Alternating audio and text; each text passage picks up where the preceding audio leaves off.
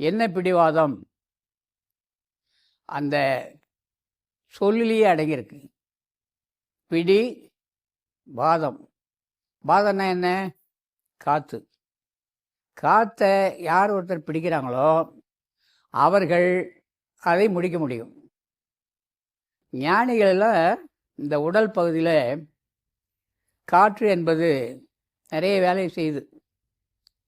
நாம் பல முறை பார்க்குறோம்.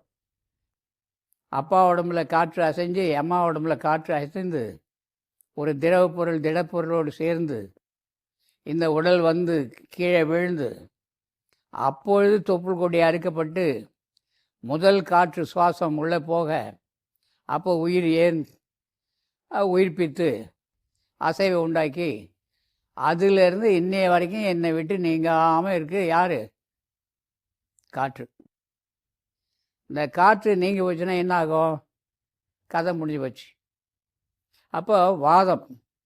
இதுதான் வள்ளல் பெருமான் கட்டை விரல் முதல் உச்சந்தலை வரை வாயுவால் ஆகிய தேகம்.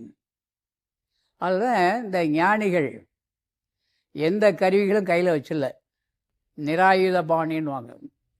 ஆயுத பாணினா கையில் ஏதாவது வச்சுருக்கணும்.